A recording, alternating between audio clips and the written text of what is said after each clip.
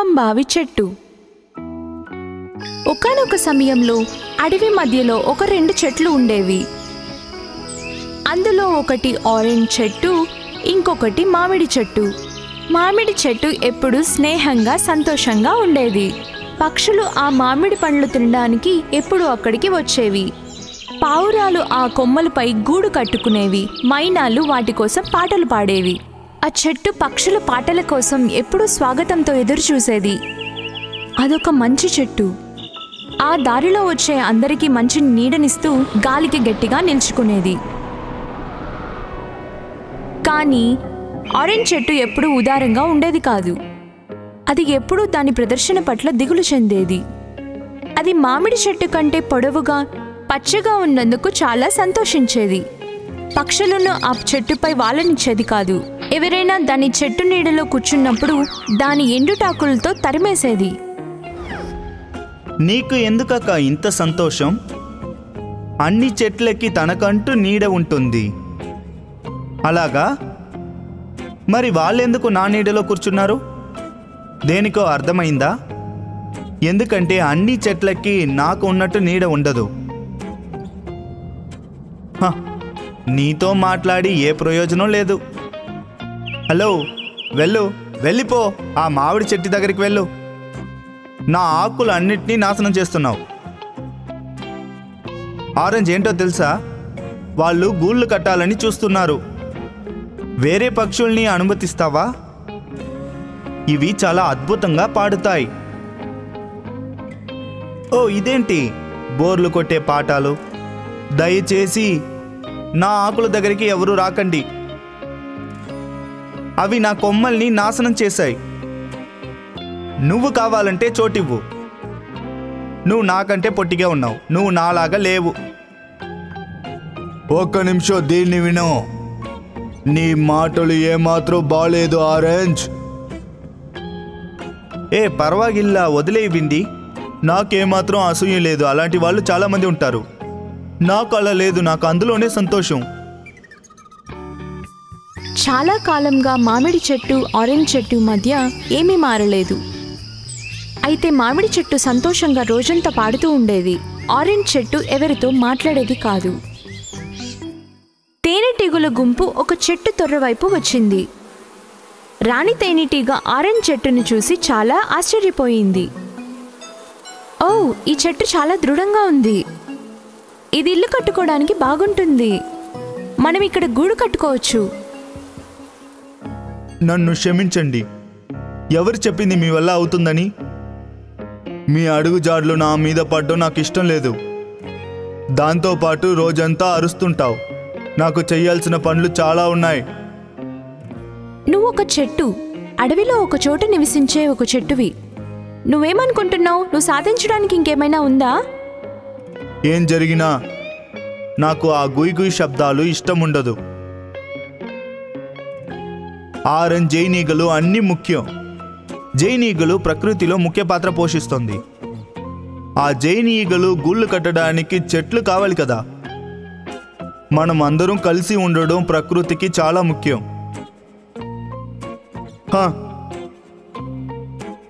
ప్రకృతి వాళ్ళ కొమ్మని నాశనం చెయ్యాలనుకుంటే నన్ను ఇంత అందంగా బలశాలిగా చేసుండదు. నేను ప్రకృతి ఇచ్చిన అద్భుతం. అందువల్ల ఈ ప్రకృతి కోసం నేను ఎప్పుడూ సంతోషంగా ఉంటాను. నాకెందుకు సలహా ఇస్తున్నావు? ప్రకృతి మీద అంత పట్టుదల ఉంటే నువ్వే చెయ్యి. ఈ జైనీగలు కూర్చోడానికి నువ్వు చోటువ్వు. ఇప్పుడు నాకు వేరే పని ఉంది. ఆరెంజ్ చెట్టు మాటలు మామిడి చెట్టుని లోతుగా ఆలోచింపచేశాయి. కానీ అది స్పందించాలనుకోలేదు. బదులుగా మామిడి చెట్టు దాని కొమ్మపై గూడు కట్టుకోవడానికి తేనెటీగలను ప్రోత్సాహంతో పిలిచింది. ఓ మామిడి, నువ్వు చాలా మంచిదానివి. మేమిక్కడ గూడు కట్టుకుంటాం. నీ దగ్గర చాలా మంచి వాసన వస్తుంది. ధన్యవాదాలు మహారాణి, నేను బాగున్నాను. తేనెటీగలు మామిడి చెట్టుపై గూడు కట్టుకున్నాయి.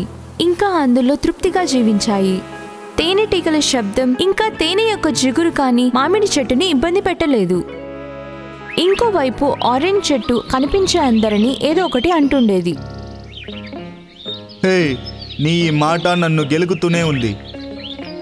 మా మీద కూర్చొని మీరు ఏదో ఒకటి అంటుంటారు. మీరు ఎప్పుడు పాడుతూనే ఉండాలా? కొద్దిసేపు అయ్యాక అది అరుపులా ఉంది. కొన్ని వారాల తర్వాత 2 చెక్కలు కొట్టేవాళ్ళు అక్కడికి వచ్చారు. వాళ్ళకి నివాసం ఏర్పాటు చేసుకోవడానికి చెక్క అవసరం. వాళ్ళు మామిడి చెట్టు దగ్గరికి వచ్చి నరకడానికి నిశ్చయించుకున్నారు. వాళ్ళ పనికి ఇదైతే ఆదర్శవంతమైనది అనుకున్నారు. అయితే వాళ్ళలో ఒకరు ఏదో గమనించారు. ఉండు, నిజంగా అది ఏంటి? అది జైన్ ఈగల గూళ్ళు. మనం ఈ చెట్ల దగ్గరికి వెళ్తే అవి అటాక్ చేస్తాయి. అవును, మనం వేరే చెట్టుని చూద్దాం. చెక్కను కొట్టేవాళ్ళు ఆరెంజ్ చెట్టుని నరకడం కొనసాగించారు. వాళ్ళు దాన్ని ఎత్తును చూసి మెచ్చుకున్నారు. ఓ, మనం కింద నుంచి మొదలు పెడదాం. దాని ఫలితంగా చెక్క కొట్టేవాళ్ళు ఆరెంజ్ చెట్టుని పడగొట్టారు. ఆరెంజ్ చెట్టు ఏడవడం మొదలుపెట్టింది. అటవీ ప్రాంతాన్ని వదిలి వెళ్లడాన్ని భయపడింది. అకస్మాత్తుగా పక్షులు మరియు పిచ్చుకలను కోల్పోయింది. ఓ, అది భయంకరంగా ఉంది. ఏం నిర్ణయంతో వచ్చారో? మామిడి చెట్టు జరిగేదంతా గమనిస్తూ ఉంది. తేనెటీగలను పిలిచింది. జైన్ ఈగల్లారా, అక్కడ ఏమో జరుగుతుంది చూడండి. ఉన్నారా మామిడి చెట్టు? ఏమైంది? ఆరెంజ్ కష్టంలో ఉన్నాడు.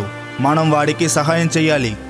దయచేసి తను ఎప్పుడు తన గురించి ఆలోచించేవాడు. తనెప్పుడు అడవిలో అన్నిటిపై కోపంగా ఉన్నాడు. మనమెందుకు కాపాడాలి? నీకెందుకు సహాయం చెయ్యాలన్నానో దానికోసమే. కానీ అతను రాణికి సహాయం చేయలేదు. మ్యాంగో, నేను జైన్ ఈగల వైపే ఉంటాను. ఆరెంజ్ ఉన్నంత వరకు స్వార్థంతోనే ఉన్నాడు. వాడు జైన్ ఈగల్ని గూళ్ళు కట్టడానికి వదిలేసి ఉంటే వాడిని ఖచ్చితంగా వదిలేసి ఉంటారు. వాడికి ఏం జరగాల్సిందో అదే ఇప్పుడు జరుగుతోంది. లేదు విండి, ఆరెంజ్ సరిగా ప్రవర్తించలేకపోయి ఉండొచ్చు. అతను సరిగా ప్రవర్తించలేదని మనము అలాగే చేయకూడదు. ఈ అడవి మనం అందరం ఉండే చోటు. మన సహాయం ఆరెంజ్కి కావాల్సినప్పుడు మనం చేసి తీరాలి. మామిడి చెట్టు కరెక్ట్గా చెప్పింది. ఆరెంజ్ చెట్టుని కాపాడాలి. తేనెటీగులారా, బయటికి రండి. ఆరెంజ్ చెట్టుకు మన సాయం అవసరం. తేనెటీగలు చెక్క కొట్టే వాళ్ళ దగ్గరకు వెళ్ళాయి. అవి వాళ్ళ చెవిటి దగ్గర మరియు కళ్ళ ముందర సందడిగా ఎగురుతూ ఉన్నాయి.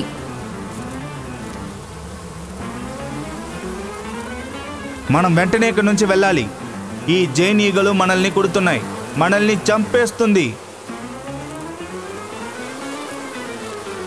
మనం ఇక్కడి నుంచి బయటికి వెళ్ళాలి.